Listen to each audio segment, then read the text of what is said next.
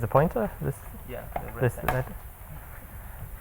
Thank you. So, first of all, I'd like to thank the organisers for the opportunity to give a talk in this wonderful conference. I'll be talking about local wave functions in F-theory, some work I did earlier this year, and also some work I did before with Pablo Camara and Emilian Dudas. So, let me begin with two general motivations for local models generally in string theory, because I think it's important to think about this. So string theory as it currently stands lacks a top-down vacuum selection principle. And this is a big problem for string phenomenology, of course. It's a problem not only because we don't know which of all the models that we can find is the correct one, but it's a bigger problem because we don't actually even know what the landscape is. The landscape is most likely not comprised of type 2b Calabi-Yau compactifications fully. That could just be a small part of it. It could be huge. It could be non-commutative, non-geometric spaces, whatever. We don't know what they are. So an important aspect to keep in mind, I think, always when doing string phenomenology is the sensitivity of the low energy observables or predictions of the theory to the choice of vacuum, which is essentially an assumption. We have no direct probes of this. And the important thing is that typically the more localized an interaction is, the less sensitive it is to the full vacuum that we have chosen to our assumptions. And therefore the more general the analysis is. So this is, I think, a strong motivation for studying things locally. All these assumptions that we always have to put in, even the fact that it's Calabi-Yau, might not be Calabi-Yau, who knows, all these things, we can do things more generally by looking at localized interactions. So that's the first important motivation. There's another important motivation, I think, and that is that calculating observables in string theory is hard. It's really hard. And actually calculating them, not approximating them. So typically you would find that in many models there are uncalculated order 1 factors. And typically the phenomenology can change a lot if this order 1 factor is order 10. Or order 100, especially if we want to be giving LHC predictions, to 2, 3 GeV or something like this, then, well, we have to know what these factors are, and they can easily be order 100. I mean, just because by symmetry a factor is not small, it can be that, as I will show. So it's important to try and calculate things, but it's really hard. And many calculations simplify considerably in the local approximation. And such an approximation is a particularly good one for particle physics operator coefficients. And that's because essentially in all string theories these are localized to some extent. And so this is another strong motivation for local models, and that is that we can actually calculate things, and we cannot calculate things fully without assuming all these unknown factors. And this has been typically used, as we just had a talk, to study Yukawa couplings in F-theory. These are localized, and you can actually try to calculate what the Yukawa couplings are. Okay, so given these two important motivations for local models, which I think really strike at the heart of the two deepest problems string phenomenology faces, that is calculability and generality, I think it's interesting to think about how far can we push this. And in some sense, the ultimate manifestation of a locality in F-theory and also in heterotic, I think, is the point of E8. Actually, surprisingly, we've had this mentioned many times already in the conference. So roughly speaking, it's the idea that you have some, in F-theory, some GUT7 brane with some, say, SU5 gauge group on it, and on it, the gauge group enhances over curves to some higher group. These are so-called matter curves. And where these curves intersect, the gauge group enhances even more, and there is an interaction, so an operator associated to this point. And it may be that the gauge group enhances all the way to E8. That's essentially the most it can enhance at the point. And then you have many, many different matter curves intersecting at that point. And if such a point of E8 exists, or even a small deformation of it, in the sense that you've not resolved it too far away compared to the string scale, so you have some effective theory based on this point of E8, then there is a very rich local theory around it, which allows us to study many phenomenological features explicitly and generally. So by rich local theory, I mean, within this matter curves here, we have enough particles to account for all the standard model and many, many of its extensions, neutrinos, Yukawa couplings, all these things all fit inside this point of E8. And they will all be interacting at exactly the same point. So that is a very rich theory. We can have gauge mediating sectors, all kinds of things fit inside this point of V8. And when I say features explicitly and generally, I mean explicitly as in we can actually calculate couplings. We can really calculate them, not just the holomorphic part, the physical part, the normalized couplings, the things that we observe in experiments. And generally, well, because all I'm going to assume in this theory is that there is a point of V8. That's it. I'm not going to assume anything about if there's a Calabi-Yau completion or what the fluxes are, what the cosmological constant is, or any of these things. It will not affect the local theory. And that's the really, I think, a strong point, that we can study this without making big assumptions. We can calculate things, and it's a very rich theory. And in fact, it's such a rich theory that I think we've only just started thinking about what the local theory around the point of V8 is. And in this talk, I'll just report about some very initial explorations of the idea of what such a local theory is, what are the key concepts that I believe the key concepts in thinking about such a local theory, and what are the kind of operators that we can calculate in this theory, what are the kind of questions we can answer. So let me just begin about what is the actual tools we will use. So we want to describe the 7-brane around this point of V8.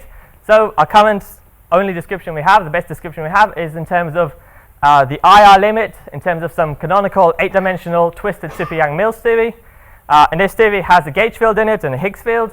And what we do is we give a background, a spatially varying Higgs background, such that this Higgs breaks the E8 gauge group to SU5 generically, but it vanishes on loci curves where the gauge group enhances, and these are the so-called matter curves.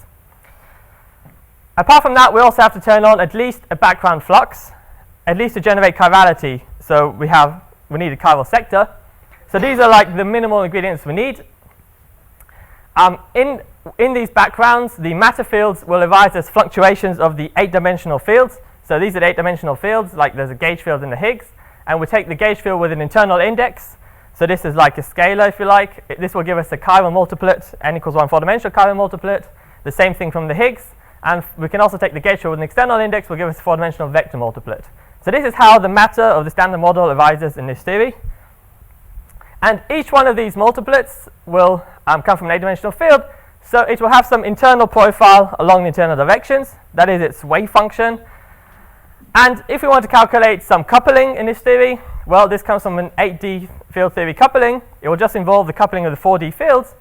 And the coefficient of this coupling will not be nothing but the overlap of the internal wave function of these fields.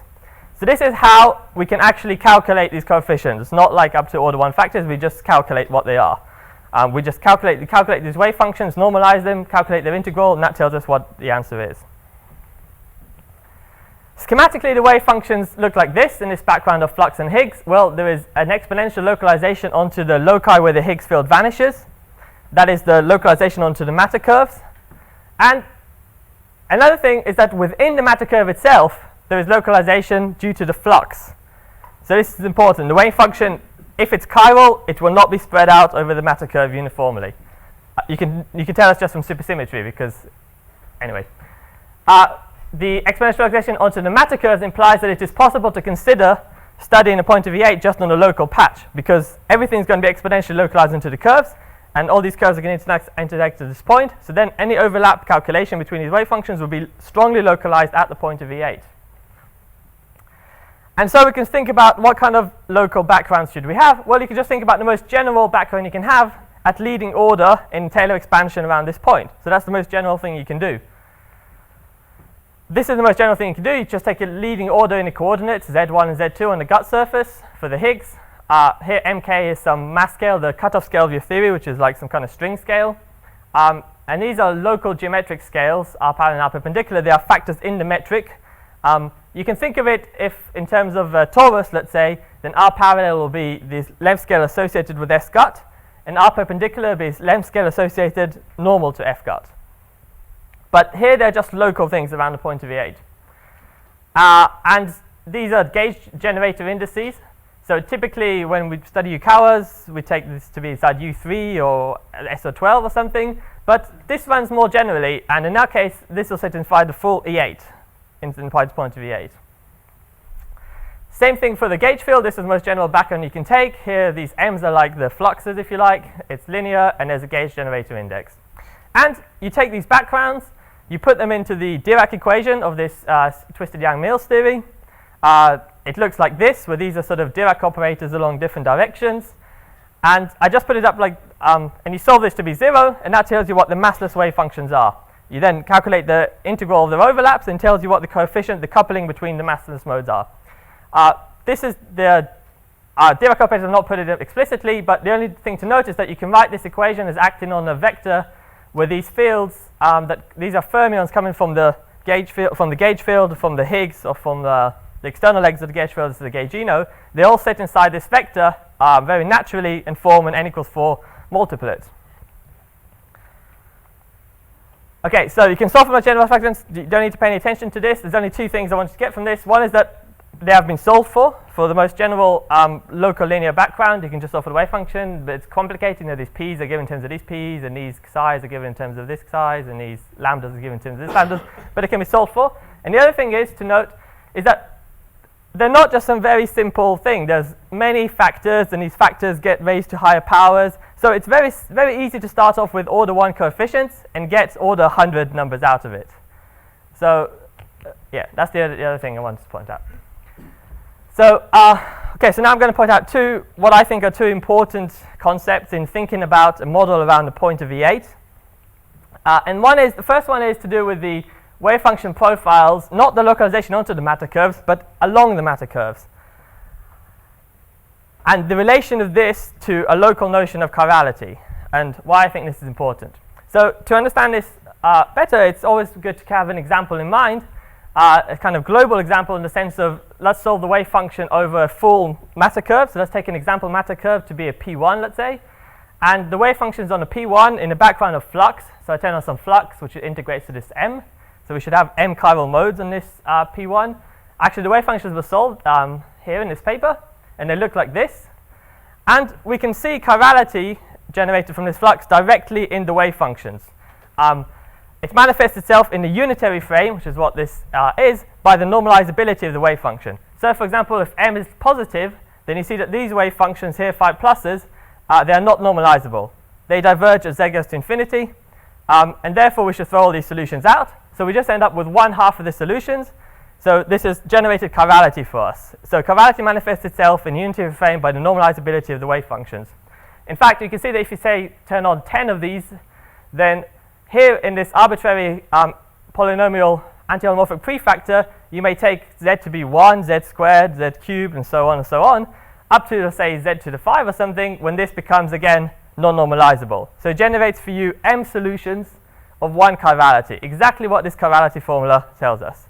So you can just count chirality by looking at the normalizability of wave functions. And that's what the wave functions look like, essentially, always. If you have m of these, let's say you have 4 of these, you have 4 normalizable wave functions, and they just look like Gaussian peaks. And the key point is that they all have 1 peak, and this peak is along different positions along the matter curve. So why is that important? Why I think that's important?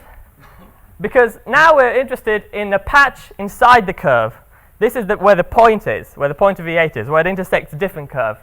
And in that case, there are 2 types of wave functions we should think about. There's one case where the patch is such that the wave function does not have a peak in this patch. It does not have a peak around the point of V8. I would call this then a global mode. And the other one is when the wave function does have a peak. It has a turning point at the patch around the point of V8. And I would call that a local mode. The type of mode that we have is not fixed by the local theory.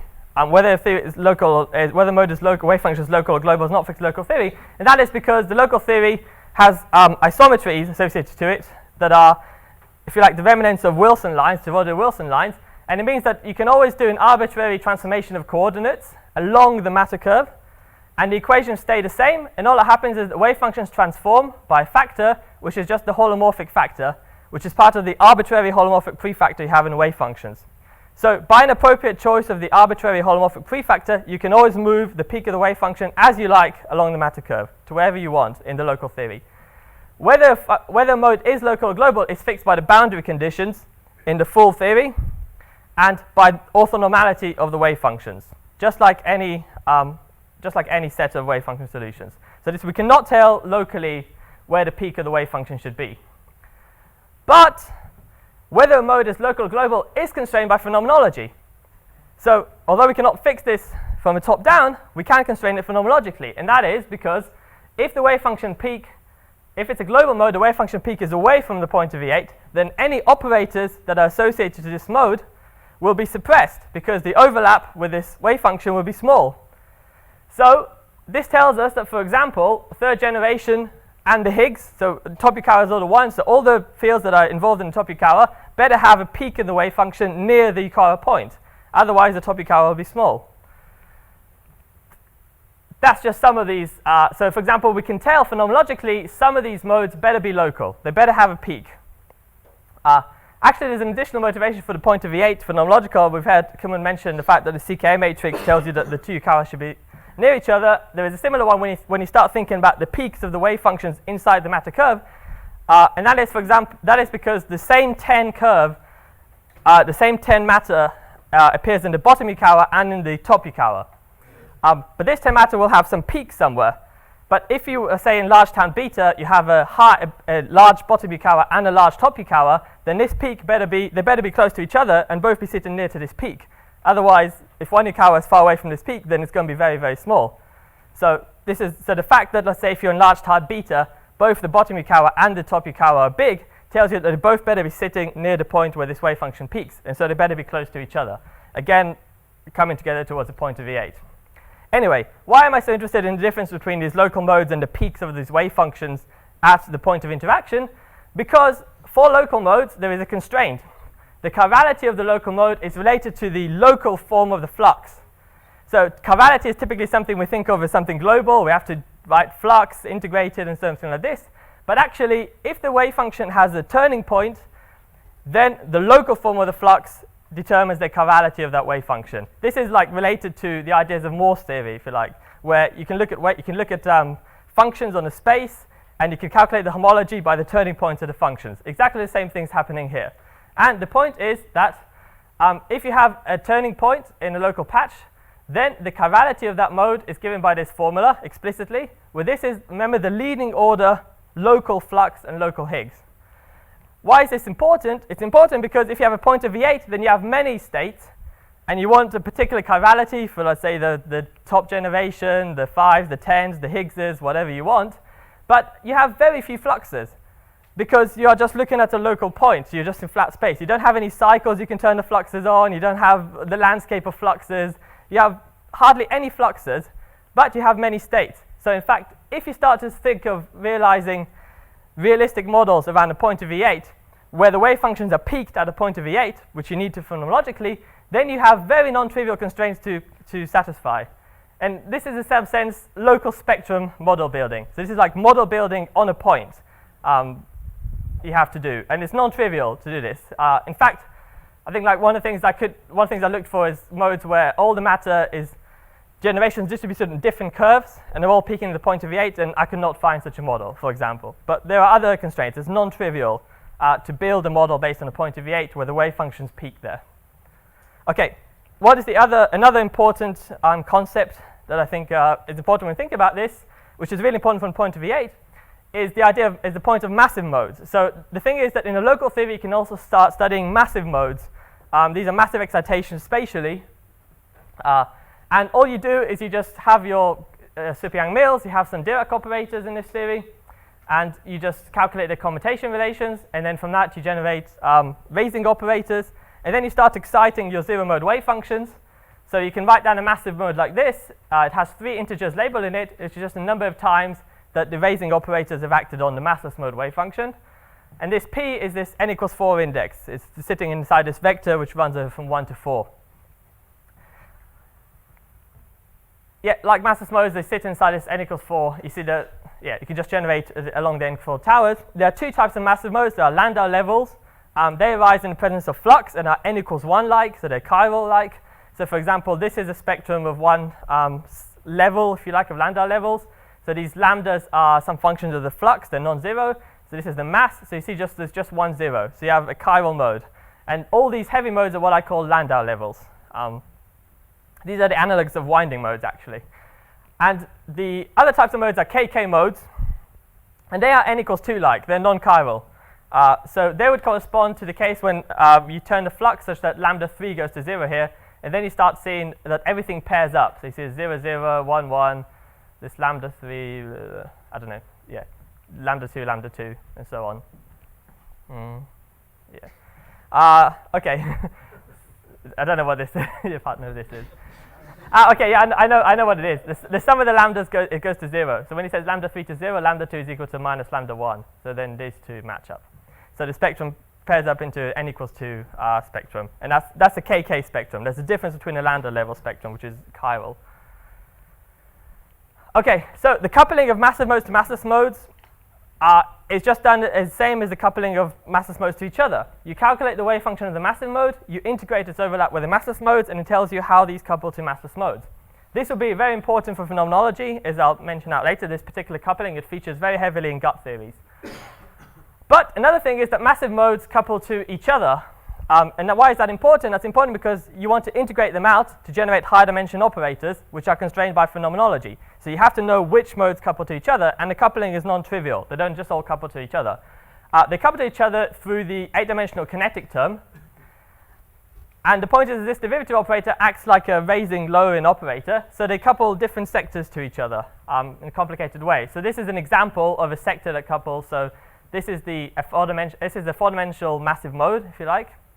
You see that it couples different n equals 4 sectors to each other. This is 0, 2, 3, 1. And it couples different excitations to each other in a very particular way.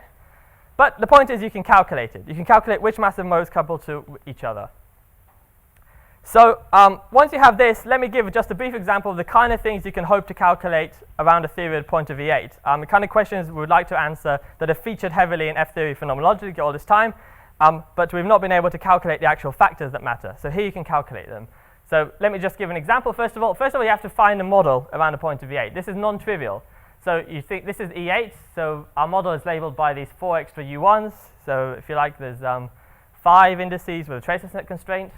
So first thing you need to do is find the flux and Higgses that are compatible with the chirality of the MSSM spectrum having a peak around this point of V8. That's a non-trivial exercise, but you can do it. So this is one set that you find. This is this model building aspect that I was talking about. And if you take this, then this implies, according to the chirality formula that I gave, that the following modes can be taken as local. So it can have a peak at the point of E8, the wave function. So there you see you can put in some heavy generations. These are localized there. And these are the 5s. These are the 10s. These are the 5s. And you see I picked the hypercharged flux so that you have the Higgs doublets, but the triplets are non-chiral. So the triplets can be KK modes. They can be have isometry along the matter curve, and they can be lifted. Whether they're lifted or not, you cannot tell in the local theory. This is set by the boundary conditions. It's whether your H0 is 0 or not on the matter curve. But it's compatible with the triplets being heavy, whereas other choices here would not be compatible. So it's non-trivial. OK. So let me give an example kind of thing that you can calculate, something that featured heavily in F-theory phenomenology, which is dimension 5 proton decay. So the points dimension 5 proton decay, and in particular in the presence of a U1 Petri-Quinn. So dimension 5 proton decay, remember it happens because the heavy triplets, after double triplet splitting, couple to the fields in the Yukawa-like couplings. And then when you integrate these triplets out, you generate some high dimension operator, QQQL, which leads to proton decay. So here I'm going to look at an even more complicated case, which is when the U1 charges of the fields are such that there is a U1 that forbids this dimension 5 proton decay. So you see these triplets don't have a direct coupling to each other, but they only couple, these are heavy triplets, through an extra singlet mode. And then when you integrate them out, you find this operator. So it's a singlet under the standard models, but it has charges of the U1s to make this coupling natural. And you find this, this is a dimension 5 operator. This is constrained by experiment, right? It's very strongly constrained by experiment, proton decay. And the point is that now we can actually calculate what these numbers are. So to calculate, OK, lots of time. So to calculate this number, you have to calculate an overlap of a massive mode wave function of a triplet in this background of Higgses and fluxes that I had in this more general solution of 2 massless modes, these things. But the point is you can just calculate what these things are. You don't have to estimate, you don't have to do anything, you just calculate them. And you can calculate all these things here. You even know the masses of these massive modes. These are massive KK modes. And you're particularly interested in the relation of this to another operator, which is of this singlet to some pair of exotics that you may or may not have, but you typically find once you look at a global model. And this has some particular coupling, which again you can calculate. Why are you interested in this? Well, because to kill proton decay, to make the exotics, to decouple the exotics, you typically, this is a typical problem that comes up in F-theory, you want to make these exotics very heavy to retain gauge coupling unification, so you want to give this X singlet a big VEV, but on the other hand, you want to not allow big proton decay, so you want this X to have a small VEV so that you don't have proton decay. And this competition between the two is quite subtle actually, and it relies on order 1 factors, order 10 factors, order 100 factors to actually be able to determine what value, what VEV this singlet can have. You need to know order 1, order 10, order 100 factors to actually tell this. So you can do this calculation. You can calculate what all these parameters are, and in particular you can calculate the ratio of the two, because then you're not sensitive to the normalization of the wave function of the singlet, which is something subtle to do with these local models. But okay, so we calculated them. We know the wave functions. We know the integrals. We just overlap them and so forth. And you find this result here. And you find this actually very small number here. And that's quite nice in a way, because it tells you that this proton decay operator is quite a lot suppressed compared to this one that raises the exotics mass. So you can take X to be at the string scale, if you like, decouple the exotics completely, but this would still be very strongly suppressed, just because these couplings are smaller. They're not order 1. So when we study these things, we always assume these are order 1. We can't calculate them, and we just play with the singlet VEV. But if you calculate them, you find new numbers, and you find that it can be very small, in fact.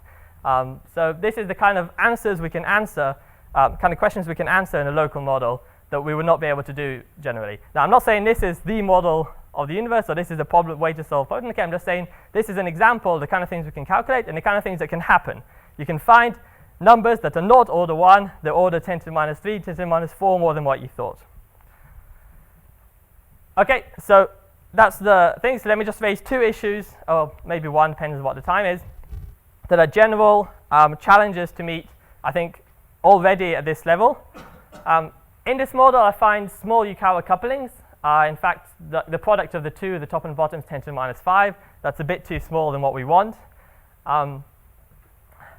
Okay, this is just a comment that even with these Yukawa couplings, you still find more suppression of proton decay than you would from naive field theory analysis. Anyway, and the general issue is the following. It is actually quite tricky to find order 1 couplings from wave functions overlap. And the reason is that there are 2 localization effects on the wave functions. There's the Higgs localization onto the matter curves, and there's the flux localization inside the matter curve. And the 2 effects are actually different strengths. And this is related to the F-theory idea. For order 1 complex structure, it's possible to make the flux one more localized with more complicated complex structures, but in this theory, they're different strengths. And this means that if you look at the wave functions, along the matter curve, they are like this. They are peaked, but quite broad. Whilst if you overlap this with another wave function, the matter curve going into the board, it will be very strongly localized by the Higgs. And then the point is that the overlap integral only receives contribution from this patch, but the normalization integral receives a contribution from all of this.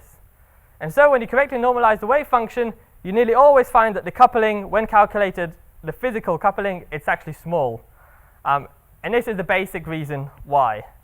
So this is something that needs to be overcome, I think. It's essentially it leads to an effective suppression by the modular weight, but I won't get into that. And then finally, let me mention another general issue, and that is that the effective theory that we even started working with, the 8-dimensional super Yang-Mills theory, is generally not compatible with the so-called decoupling limit, where we take the Planck scale to infinity. And the reason for this is an important point in the sense that if we want to work in a local model, decouple the Planck scale to infinity, and then the actual theory we have for this local model breaks down. Generally. And the reason is the following. In this theory, we have to keep high derivative operators under control. We're just dealing with canonical n equals 8-dimensional super Yang-Mills.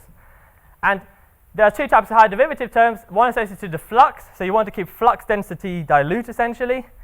And you want to keep also the Higgs density dilute. You want to keep derivatives of the Higgs small. if you like, the two are dual to each other in the sense that the Higgs is like the flux in the 10D theory, the T dual to it.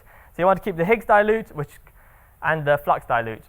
But the point is that the Higgs measures the scale normal to the brain, and so and this scale is related to the strength of the gravity. So if you want to take m Planck to infinity, this p is some power depending on the geometry. So like for a torus it's 2, I think, and for a shrinkable cycle it's a third or something. But it's positive. It's a positive power. It always is because of gravity. Now you send this to infinity, you also start sending the Higgs gradient to infinity, and this gets ruined. And there's multiple ways to think about this issue. One way to think about the T dual, if you like, where this Higgs turns into flux, and then sending this direction to infinity is like sending a cycle to be very small, and you get very large flux densities. And this is breaking. So this does not affect the holomorphic sector of your theory, but it ruins your Kähler potential. Another way to think about it geometrically, let's say if you think about a torus, then if this is our brain, this is another brain intersecting it, and this position of this brain is nothing but the Higgs wave. Then you start taking this size to infinity. You want to take decoupled gravity, but this is quantized because this goes round in a torus. So then you start seeing that this angle starts to get bigger and bigger and bigger, and you get large intersection angles. And that is when your theory breaks down. That is the same as this. You get high derivative terms as large intersection angles. So this is just a torus, but the basic concept is the same. The Higgs always measures the normal direction to the brain, and this number here is always quantized. It's a Higgs bundle, and it's quantized. And the torus is quantized because you have to go around the torus, but it's always quantized. It's a holomorphic bundle. So this is another challenge, I think, to meet, in that generally the effective theory is valid in this regime, but this regime is not the same regime that you naturally want to be in if you want gravity to be much larger than the other scale. There are ways around this, like for example, this Higgs measures the distance not to the bulk, but to the other brain. So if the brains are not bulk brains, that the flavor brains, but also local brains, then you can avoid this issue. But there are ways to avoid it, but that's generation to be aware of, I think. Okay, so to summarize, local models around enhanced symmetries like Yukawa's, and the most complete model being that around the point of E8, are an interesting set of constructions, I think, in F-theory and probably in heterotic as well. They offer potentially highly calculable, general and predictive theories, which have very few input parameters. There's no millions of cycles to turn fluxes on, very few input parameters, and they output a lot of calculable particle physics operators, which are the things that are most constrained by experiment. We have dozens of constraints on particle physics operators. Yukawas, mixings, whatever, lots of constraints, few input parameters. Toy models show that many coefficients that by symmetries alone would be order 1, that we quite often would take things to be order 1, can actually be much smaller and larger than order 1. And this may shed new light on some long-standing phenomenological issues like proton decay and like many things. Now, importantly, this is just starting a study, I think, of these local models, especially around the point of E8. There's still a long way to go for realistic models. For example, you need to include monodromies or T-branes, same thing. You need to maybe include non-commutative deformations and all these things. And I think once you do all these things, the future difficulties are much more likely related to differential rather than algebraic geometry. Because you start finding equations that you can all solve by hand, and you start having to solve them numerically. And if in the future we go along this idea with, like say, a local model around a point of E8, we start to model build around that, looking more and more realistic models, then I think the tools that we currently have in algebraic geometry will not be so much useful, but instead we'll have to start learning to do differential geometry, numerical solutions, and so on and so on. But that's just the far future idea. That's it.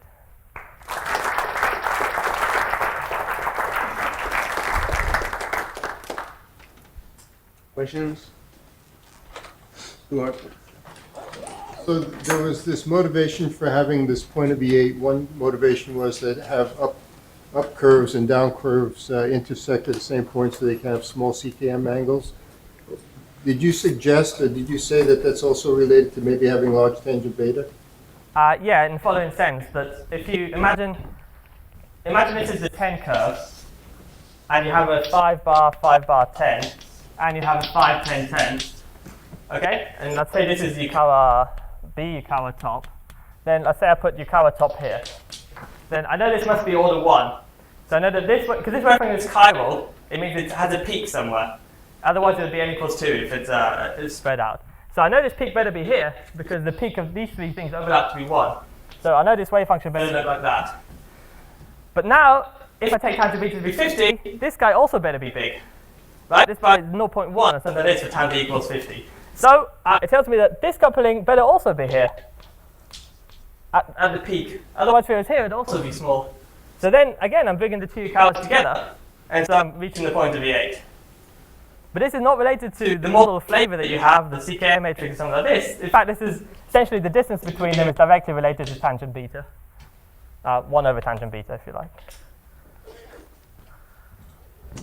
Timo?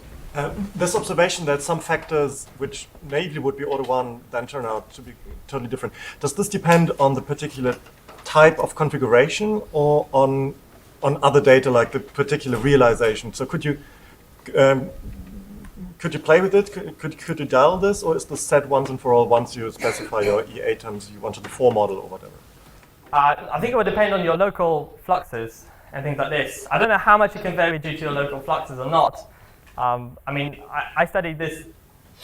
First of all, it's quite constraining to even find a flux that's compatible with this chirality.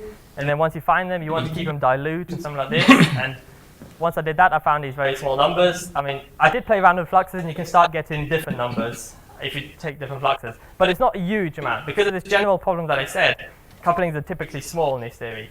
There's only so much you can do. For example, I couldn't play around with the fluxes to suddenly make the top Yukawa 1.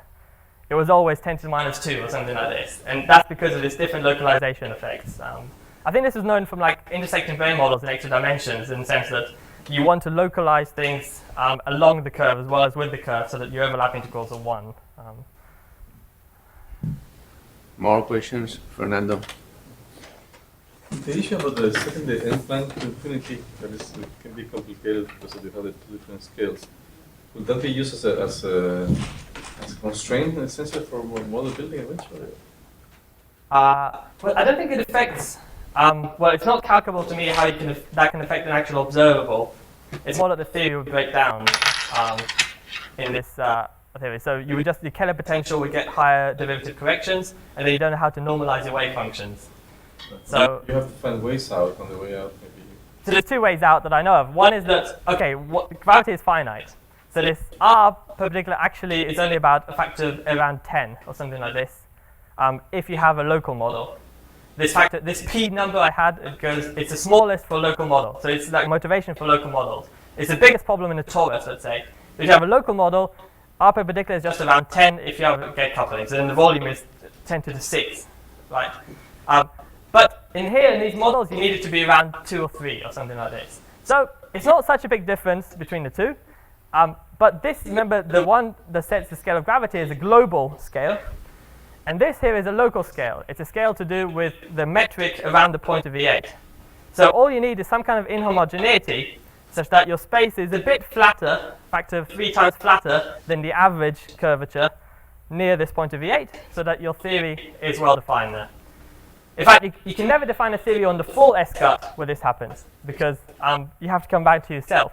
But if you're looking at a patch, all you need to be is in a particularly flat patch, and your theory is okay. And the other thing is that the Higgs, this is kind of scaling ideas, but the Higgs really measures the distance to another brane.